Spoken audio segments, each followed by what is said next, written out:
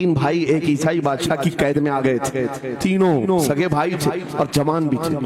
جوان زیادہ ہیں اس لیے خطاب کر رہا ہوں، اس کا مطلب یہ نہیں ہے کہ بوڑھوں کے لیے کوئی نصیحت نہیں، انسان ہے، نفس ہے تو سب کے لیے، سب کے لیے۔ تین جوان قید میں آ گئے، بادشاہ نے ان کو آفر دیا کہ میرے دین میں آ جاؤ، میں سپاہی بنا لوں گا، وزیر بنا لوں گا، مگر وہ رسول اللہ کے غلام تھے، میرے آقا کے شیدائی تھے۔ کہا اتنی آسانی میں تو ہم دین نہیں بیچ سکتے۔ توجہ ہے نوجوانوں، یہ سب تمہارے ساتھ ہو رہا ہے۔ دولت تمہیں دکھا کر، حسن تمہیں دکھا کر اگر دنیا خرید سکتی ہے تو لعنت ہے ایسے تمہاری زندگی پر۔ پھر وہ کیسا ایمان والا ہے، کیسا مسلمان ہے جس نے اپنے نبی کی محبت کو ہلکی چیز میں بیچ دیا؟ اس کا کوئی تعلق نہیں ہے۔ الا لا ایمان لمن لا محبت له، اعلیٰ حضرت نے لکھا ہے اس کا ایمان ہی نہیں جس کے دل میں میرے آقا کی محبت نہیں۔ کیا بات ہے، اگر محبت ہے تو سودا نہیں کرو گے۔ تین بھائی ایک بادشاہ کی قید میں آ گئے اور ان کو آفر دیا گیا دین بدل لو، ہمارے دین میں آ جاؤ، چھوڑ دیں گے۔ سخت تھے، جمے ہوئے تھے، ڈٹے ہوئے تھے، کہا نہیں۔ کہا جلاد کو بلاؤ، کوڑے مارو، کہا تیار ہیں۔ اتنا نہیں، بادشاہ اتنے غصے میں تھا، جلاد کو بلایا اور کہا ایک کڑھائی لاؤ، تیل ڈالو اور کھولاؤ۔ تیل ڈال کر کے کھولایا گیا۔ جب تیل کھولنے لگا، ان تینوں میں سے بڑے بھائی کو اٹھا کر تیل میں ڈال دیا۔ چلتے ہوئے تیل کے اندر جب اس نوجوان کو ڈالا گیا تو فوراً دم زدن میں روح نکل گئی، شہید ہو گئی۔ دو بھائی دیکھ رہے ہیں، اپنے بڑے بھائی کی موت دیکھ رہے ہیں۔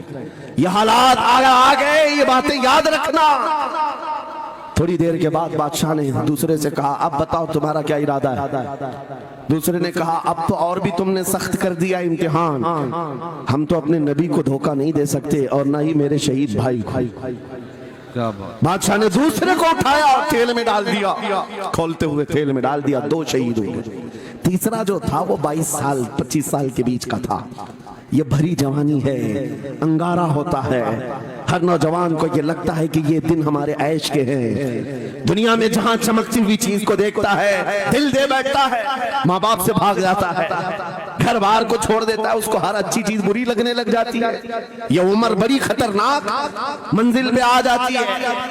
اے نوجوانوں، جو اس عمر میں بچ گیا انشاءاللہ وہ آگے بھی بچ جائے گا، آگے بھی بچ جائے گا۔ 22 سال کا کڑیل جوان ہے جس کے سامنے اس کے دو بھائیوں کو کھولتے ہوئے تیل میں ڈالا گیا، اس کی کیفیت کیا ہونا چاہیے؟ اب پوچھا گیا تمہارا کیا ارادہ ہے؟ کہا اس طرح تم 100 بار بھی تیل میں ڈالو گے تو میں یہی کہوں گا میرا رسول محمد سبحان اللہ صلی اللہ علیہ وسلم، ہمارے آقا محمد صلی اللہ علیہ وسلم ہے، میں یہی کہوں گا۔ بادشاہ اتنے غصے میں تھا، کہا کہ اس کو چیر دو، اس کو کاٹ دو۔ وزیر تھا بادشاہ کا چالاک، اس نے کہا اس کو قتل کر دینے مار دینے سے کچھ ہوگا نہیں، مجھے 1 مہینے کا ٹائم دے، اس کو چینج کر کے لے کے آؤں گا، اگر نہیں لایا تو میری زندگی داؤ پہ لگ جائے۔ بادشاہ نے کہا لے جاؤ، 1 مہینے کا ٹائم ہے، اس کو بدل کر کے لاؤ۔ وجہ یہ تھی کہ اس وزیر کے گھر میں بڑی خوبصورت لڑکی تھی جس کے رشتے کے لیے بڑے بڑے بادشاہوں کے شہزادوں کے پیغامات آتے تھے۔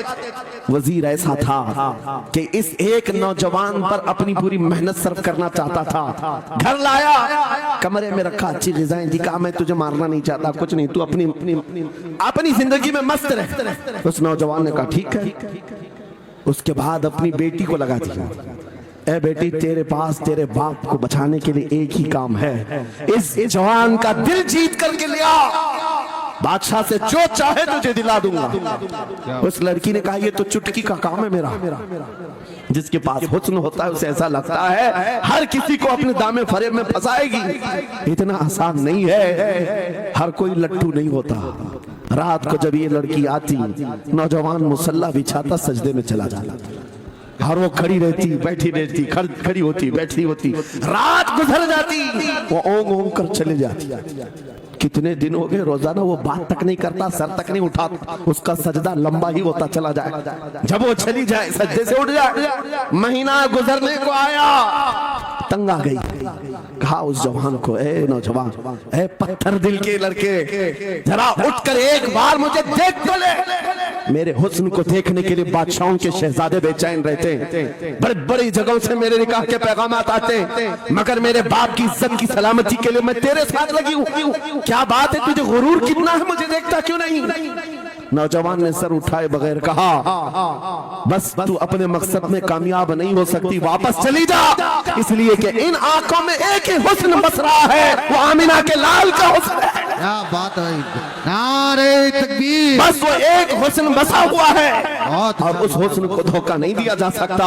सुभान अल्लाह। वो खातून के दिल में, उस लड़की के दिल में ऐसी हैबत तारी हो गई, ऐसी हैबत तारी हो गई, कप कपाने लग गई और खड़ी होकर कहने लगी, मैं दिल से गवाही देती हूँ कि तू भी सच्चा है, तेरा दीन भी सच्चा है। सुभान अल्लाह, सुभान अल्लाह। उठ जा, मुझे आजाद कर इस तमाम वाहियात जिंदगी से, मैं तेरे साथ आने को तैयार हूँ, तेरे दीन में भी और तेरे निकाह में भी।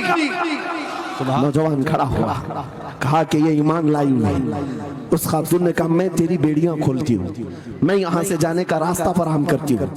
दुनिया जिसको फंसाने के चक्कर में थी, अक्सर ये देखा गया है, वो खुद अपनी गर्दन मुस्तफा के कदमों में देने को तैयार। क्या बात है। शर्त इतनी है कि मोहम्मद से वफा तूने, तो हम तेरे हैं, ये जहां चीज है कि अल्लाह हो कलम तेरे हैं, सुभान अल्लाह। सब तुम्हारा हो सकता है, सब तुम्हारा होगा।